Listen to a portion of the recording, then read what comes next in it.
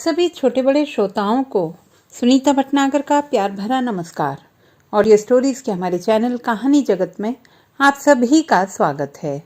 हिंदी कहानियों की श्रृंखला में आइए आज सुनते हैं संजीव जी द्वारा रचित कहानी खामोशी।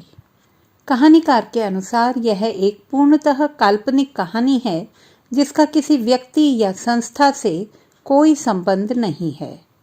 प्रारंभ करते हैं कहानी। एक उद्दाम आवेग था उसकी बातों में, उसके व्यवहार में, अदा में। दूसरों को प्रभावित करने और गिरोह बनाने के गुणों से लैस थी वह। एक ही कमी थी उसमें, फोर्स तो थी मगर दिशा नहीं थी। दूसरी ओर थे मानवेंद्र स्वामी, जिनमें आवेग भी था, लीडरशिप के गुण भी, फोर्स भी, दिशा भी। बात की बात में भीड़ जुटा लेते थे मानवेंद्र। वे पार्टी के सिद्धांतकार थे। सिर्फ अपनी ही नहीं, अन्य राजनीतिक पार्टियों में भी उनके वजन का अध्येता मिलना मुश्किल था। उनका स्फटिक की तरह स्पष्ट उच्चारण, स्वर का आरोह अवरोह और बीच बीच में उद्धरणों के मोती। अद्भुत विद्वता और वाग्मिता के धनी थे मानवेंद्र। कांता का अतिरिक्त आकर्षण उसकी जवान नारी देह थी जो मानवेंद्र के पास ना थी। पर पार्टी को उन दोनों की जरूरत थी, बाहरी आकर्षण भी, अंदरूनी आभा भी। मानवेंद्र जब बोलते तो चुपके से खड़ी पीती रहती उनकी बातों को कांता। कहानी सच पूछिए तो उस दिन शुरू हुई जिस दिन पार्टी के कार्यकर्ताओं को संबोधित करते हुए कांता की यह चोरी पकड़ ली थी मानवेंद्र ने। वो कौन है? उन्होंने एक कार्यकर्ता से पूछा। कांता जी। वहां दीवाल के ओट में क्या कर रही हैं? पता नहीं, रोज ही तो वहां खड़ी खड़ी आपको सुनती रहती हैं। मानवेंद्र को अच्छा लगा। अगले दिन उन्होंने कांता को बुला लिया। आप बहुत अच्छा बोलते हैं, कांता ने कहा। आप बहुत पवित्र लगती हैं। स्वामी ने पार्टी अनुशासन के तहत सुंदर की जगह पवित्र कहकर पार्टी अनुशासन के ब्रह्मचर्य को बनाए रखा। काश मैं भी बोल पाती, काश मैं भी आपकी तरह अनिज्ञ होता। यहाँ भी स्वामी ने यथाशक्य सतर्कता बरती थी। इस तरह आकाश के दो पतंग आपस में काटने और कटने के लिए मंडराने लगे। मांझा, ढील और खिंचाव। ना, बात ठीक ऐसे शुरू नहीं हुई थी। फिर कैसे शुरू हुई थी? दोनों ने दोनों को देखा तो लगा दोनों को दोनों की जरूरत है। इतने सपाट ढंग से भी नहीं। फिर कैसे? दरअसल सम्मोहन, स्वार्थ, समर्पण और भावनाओं के परस्पर उलझे ताने बाने रंगरेशे इतने हैं कि उन्हें अलग कर पाना मुश्किल है। सो मजबूरन कुछ स्थूल चीजों से ही काम चलाना होगा। मसलन ब्रह्मचर्य के महिमा मंडित घटाटोप के अंदर स्वामी की बंदी आत्मा ने किसी क्षण बाहर निकलने के लिए कांच की दीवार पर चोंच मारी होगी। यह जीवन कितना खाली खाली है, खाली खाली है और बीतता जा रहा है। मेरा भी, कांता का भी। कांच की दीवार के पार कांता। दोनों ही पिछड़ी जातियों के हैं, जिनका वैसे भी इस घोर ब्राह्मणवादी पार्टी में कोई स्थान नहीं। क्यों ना मैं खुद भी इस बंदीशाला से मुक्ति पालूं और बाहें पकड़कर कांता को भी निकाल लाऊं। लेकिन इसके पहले देखना होगा कि कांता की खुद के पहल करने का तरीका कैसा था। मानवेंद्र को सुनती तो लगता सुनती ही चली जाए। एक दिन उसने स्वयं ही मानवेंद्र से कहा, आपके भाषण में शेर और उक्तियां मोती की तरह पिरोए रहते हैं। उनसे बड़ा अच्छा प्रभाव पड़ता है। 2-4 हमें भी सिखा देना। 2-4 क्यों, जितना सीखना चाहें ले जाएं। और मानवेंद्र उसे सुग्गी की तरह पढ़ाने लगे। नोट करती चलिए, यथा योग्य इनको भाषण में पिरोती जाइए। अब तो इस तालाब का पानी बदल दो। ये कमल के फूल कुंभलाने लगे हैं। हम आह भी भरते हैं तो हो जाते हैं बदनाम। वो कत्ल भी करते हैं तो चर्चा नहीं होती। मुझे तोड़ लेना वनमाली, यह मालूम है, कांता ने बताया। काजू पड़े हैं प्लेट में, विस्की गिलास में, उतरा है रामराज्य विधायक निवास में। बस एक ही उल्ली काफी है, यह मैं जानती हूँ। आगे लिखिए। न था कुछ तो खुदा था, कुछ न होता तो खुदा होता। डुबाया मुझको होने ने, न होता मैं तो क्या होता। वो आते हैं मक्तल में, खंजर बदल बदल के, या रब कहाँ से लाऊं मैं सर बदल बदल के। अरे आपने नोट नहीं किया? मानवेंद्र चौंके। लजा गई कांता। दरअसल मैं आपके बोलने के ढंग में ही उलझ कर रह गई। प्लीज आप लिख कर दे देना। लिख कर दे दिया मानवेंद्र ने। इन्हें भाषणों में कैसे और कहाँ जोड़ा जाए रिहर्सल करा दिया और जब राजनीति के मंच पर कांता ने इसे मंचस्थ किया तो किरचें चमकने लगी किरणों की, मानो अनगढ़ हीरे को तराश मिल गई हो। मानवेंद्र ने मुग्ध भाव से निहारा अपनी शिष्या को। अध्यात्म ही हमारी पार्टी का आधार है। आधार नहीं, हथियार, मानवेंद्र ने संशोधन किया। जी, और यह आश्रम उसका प्रशिक्षण या कार्यकर्ता तैयार करने की बुनियाद। तो मुझे कुछ एक गुरु बता देते तो। बातें करती हूँ तो आधार कमजोर होने लगता है, कभी कभी आत्मविश्वास नहीं आता। और शुरू हो गया अगला पाठ। कांता को प्रभावित करने के लिए स्वामी अधिक से अधिक गूढ़ विषयों का प्रतिपादन करते और अधिक से अधिक प्रभावित होती जाती कांता। स्वामी ने बताया, गीता में भगवान कृष्ण कहते हैं, हे अर्जुन, तुम और मैं कई बार जन्मे हैं। विश्व का सृष्टा होने के बावजूद अपनी माया द्वारा मैं स्वयं अस्तित्व में आता हूँ। मैं सृष्टि का पिता हूँ और मैं ही माता हूँ।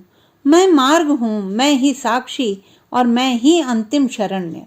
मैं आदि अंत, विश्राम स्थल, अशेष कोश और आदि बीज हूँ। मैं अस्तित्व हूँ और अनस्तित्व भी। कांता चकित भाव से सुनती। स्वामी ने बताया, शब्दों का तात्पर्य विशुद्ध अस्तित्व है। अद्वैत का मतलब ईश्वर एक है। पूछेंगी फिर द्वैत कैसा? तो परमात्मा और जीवात्मा में अविद्या के कारण द्वैत है। इस प्रकार शब्द और अशब्द दो अलग अलग ब्रह्म हैं। शरीर आत्मा, जीवन मरण, अस्तित्व अनस्तित्व। अब कुछ लोग शब्द को ब्रह्म मानते हैं या फिर ध्वनि, नाद को ओम, फिर अशब्द को कहाँ रखेंगे?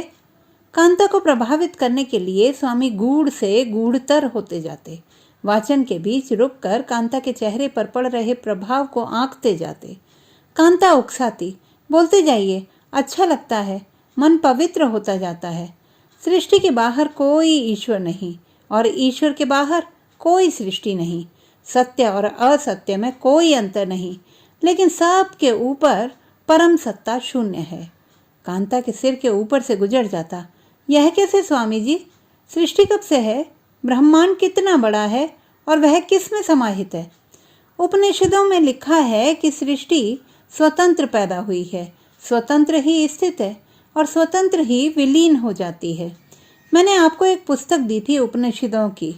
उसमें कहीं लिखा था कि ब्रह्मा की नगरी में जो मानव शरीर है, उसके हृदय के अंदर एक छोटा सा घर है। यह घर कमल की आकृति का है। उसके अंदर वह निवास करता है जिसे खोजना है, उसके स्वरूप को जानना है।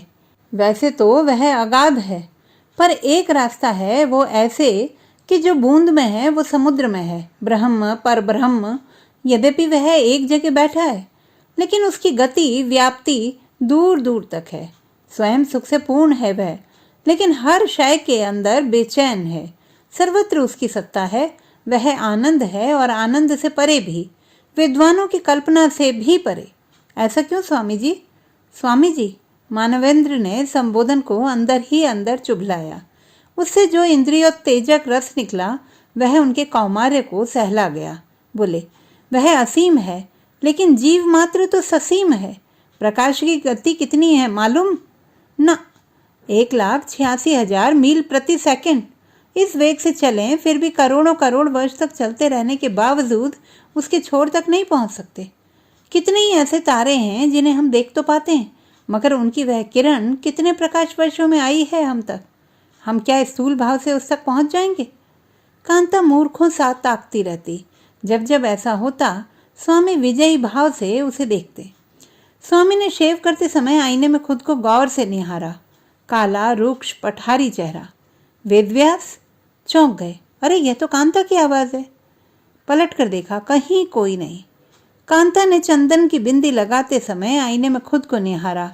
मामूली सपाट चेहरा, पवित्र और अनिंग्य। चौंक गई, यह तो स्वामी जी की आवाज है। पलट कर देखा, कहीं कोई नहीं। दोनों के चेहरों पर मुस्कान भरा गुरूर निखर आया। ब्रह्मा की नगरी में जो मानव शरीर है और उसके अंदर जो कमल की आकृति का घर है, वह खिल गया था। कोई भ्रमर वहां गुंजार कर रहा था। कांता की वाग्मिता और व्यक्तित्व में दिनों दिन तराश आती गई। उसका चेहरा अपना था मगर जुबान मानवेंद्र की, पांव अपने थे मगर चाल मानवेंद्र की, आंख अपनी थी मगर दृष्टि मानवेंद्र की।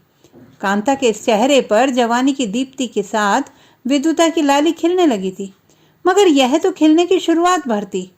कांता को अभी नई नई बुलंदियां छूनी थी, इसके साथ एक विजय दर्प भी। पार्टी में जिस शख्स के सभी घायल हैं, वह खुद कांता से घायल है। वह अपनी छठी इंद्रिय से मानवेंद्र की मनोदशा को भांप रही थी और इसका एहसास होते ही ठसक से भर जाती। एक दिन कांता ने मानवेंद्र से पूछा, आपने विवाह क्यों नहीं किया? पलटकर वही प्रश्न मानवेंद्र ने कांता के सामने कर दिया और आपने? दोनों एक साथ हंस पड़े। दो जल तरंग बज उठे। फिर मानवेंद्र ने कांता को रॉबर्ट फ्रॉस्ट की अपनी प्रिय पंक्तियां सुनाई।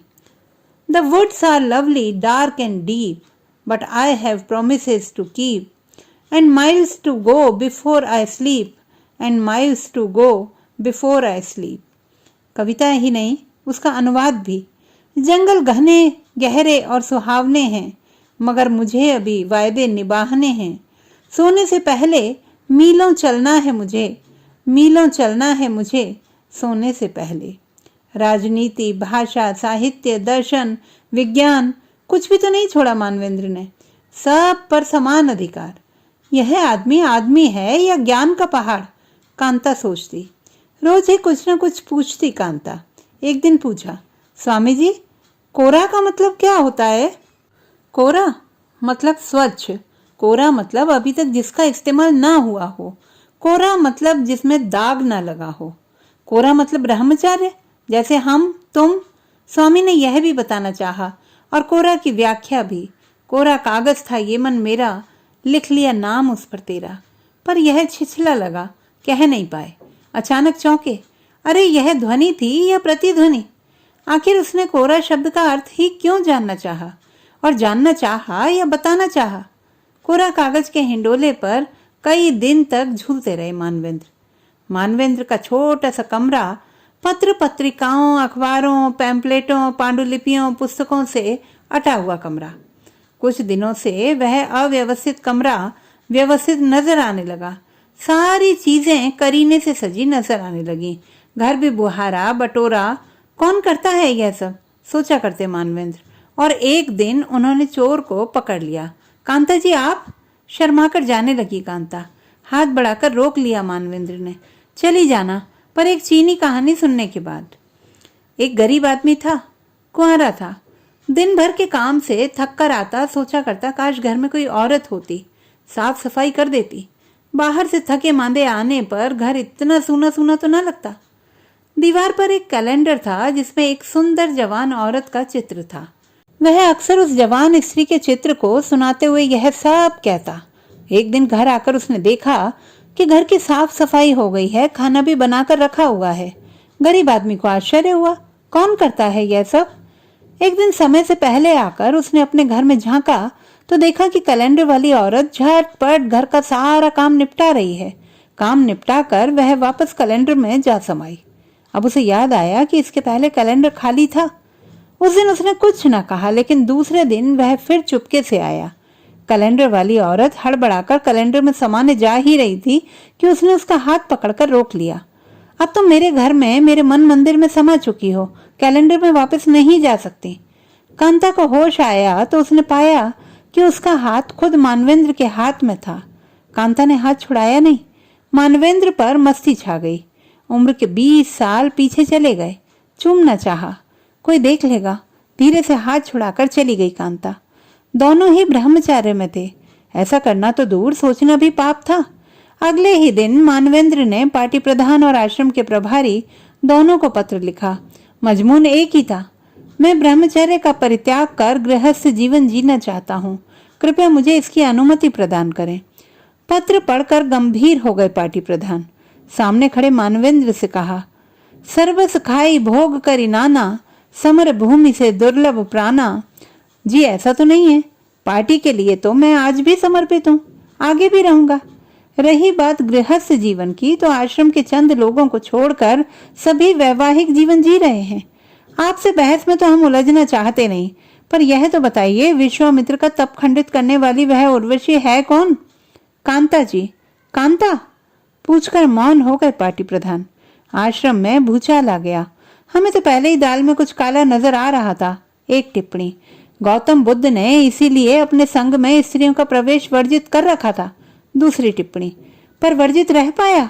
उनके न चाहने के बावजूद औरत ने अंततः संघ के वज्र कपाट तोड़कर संघ में प्रवेश पा ही लिया। तीसरी टिप्पणी, कौन? आम्रपाली? वह तो तथागत की प्रेमिका थी। चौथी टिप्पणी, वह आम्रपाली हो या यह आम्रपाली, आप स्त्री को रोक नहीं सकते। स्त्री एक जरूरत है, उसी तरह जिस तरह पुरुष। पांचवी टिप्पणी, आश्रम प्रधान के पास एक छोटी मोटी भीड़ जमा हो गई। यह कांता के एकांतिक विफल प्रेमियों की भीड़ थी। आश्रम प्रधान ने कहा, यह तो सच है कि आम्रपाली को संघ में प्रवेश करने से रोका न जा सका, लेकिन तथागत ने उसी दिन आनंद को बता दिया था कि संघ की आयु आधी हो गई। हमें कांता भी चाहिए, स्वामी भी, मगर दोनों एक साथ नहीं, अलग अलग। और मानवेंद्र कांता, यह तुम लोगों ने क्या किया? जो खलु दंड देव नहीं तोरा, भ्रष्ट होई श्रुति मार्ग मोरा। गुरुजी ने कांता को प्रज्ञा कक्ष में बुलाया। प्रणाम निवेदित कर खड़ी हो गई कांता। हमने तो समझा था तुम काफी आगे जाओगी, पर तुम तो अपनी और स्वामी दोनों की हत्या कर दी तुमने। कांता के होंठ थरथराए, पर उंगलियों के इशारे से रोक दिया गुरुजी ने। यह विवाह नहीं, डबल मर्डर है। तुम ब्रह्मचारियों का जीवन किसी एक के लिए नहीं, पूरे समाज के लिए संकल्पित होता है। विवाह करके तुम अपनी विपुल संभावनाओं के आगे स्वयं पूर्ण विराम लगा रही हो। कभी तुमने सोचा भी कि कहां तक ले जाएगा यह प्रौढ़ तुम्हारी जैसी युवा औरत को? तुम्हारा ही नहीं, उसका भी पूर्ण विराम है यह विवाह। तुम खुद के साथ उसका भी सर्वनाश करने पर तुली हो। मैं पूछता हूँ, क्या यह स्वामी ही तुम्हारा लक्ष्य था? लाखों को अमृत बांटने वाली इस कल्याणी अक्षय सलीला को इसी पठार में आकर अपमृत्यु का वरण करना था? हमने तो तुम्हें मुख्यमंत्री, केंद्रीय मंत्री, यहाँ तक कि प्रधानमंत्री तक के सपने पाले थे। और तुम कैसे भूल रही हो कि स्वामी हद से हद एक सीढ़ी हो सकता है, मंजिल नहीं। उससे जितना लेना था ले चुकी। अब छोड़ो उस सिट्टी को जो नारद मोह से ग्रस्त तुमसे चिपक रहा है। तुम एक के लिए बनी ही नहीं हो कांते। गहरे कश्मकश में बीतता है दिन, गहरी बेचैनी में बीतती है रात। 7 दिनों का सोचने का समय दिया है गुरुजी ने। आज 8वां दिन है। धीरज चुकता जा रहा है स्वामी का। कांता अगर राजी हो तो आज ही मंदिर जाकर वरमाला का आदान प्रदान कर लेंगे। कांता के कमरे के बाहर दरवाजे पर खड़े हैं। अंदर औरतों की कचर पचर है। हाथ के दबाव से खोल देते हैं दरवाजा। यह क्या? कांता की जगह यहाँ तो कोई मुंडित चेहरा कुशासन पर पालती मारे बैठा है। मस्तक पर चंदन का टीका है। गौर से देखते हैं और चौंक जाते हैं। तो यह तुम हो कांता? सामने एक दफ्ती पर लिखा हुआ है, मैंने संन्यास ले लिया है और आज से मैं मौन व्रत पर हूँ। लौट पड़े। आंखों में अभी भी टका है गेरुए वस्त्र में लिपटा कांता साध्वी का वह मुंडित चेहरा। यह संन्यास क्या एक दूजे को और पार्टी को उबारने का साधन है, या किन्हीं कोमलतम भावनाओं की हत्या? अंदर के ब्रह्म कमल नुमा आसन पर अधिष्ठित 2 आत्माओं का वध हुआ है। रक्त रंजित है गेरुआ। पार्टी क्या हमारे प्रेम की समाधि पर खड़ी होगी? किसी काशेय वसना कोमलांगी को अंक में भर लेने वाले हाथ अब खाली थे, रिक्त। अंक भी, आवाज भी। कोई बात नहीं, यह तुम्हारा निर्णय है कांता। तुम्हें मीलों आगे जाना है ना? मैं तुम्हारा अंतिम शरण्य कैसे हो सकता था? मीलों आगे निकल जाओ, मीलों, वहां तक जहां से मैं नजर भी ना आऊं। अफसोस सिर्फ इतना है कि यही पहले कह देती, हम दोनों रुस्वा होने से तो बच जाते। जानना सिर्फ इतना है कि तुम्हारा इतना वाचाल व्यक्तित्व यकायक इतना खामोश क्यों हो गया है। मेरे जवाब से बेहतर है मेरी खामोशी। न जाने कितने सवालों की आबरू रखी। तो दोस्तों, ये थी हमारी आज की कहानी। आपको कैसी लगी कमेंट बॉक्स में लिखना ना भूलें। चैनल को सब्सक्राइब करें, लाइक करें और मित्रों के साथ शेयर करें।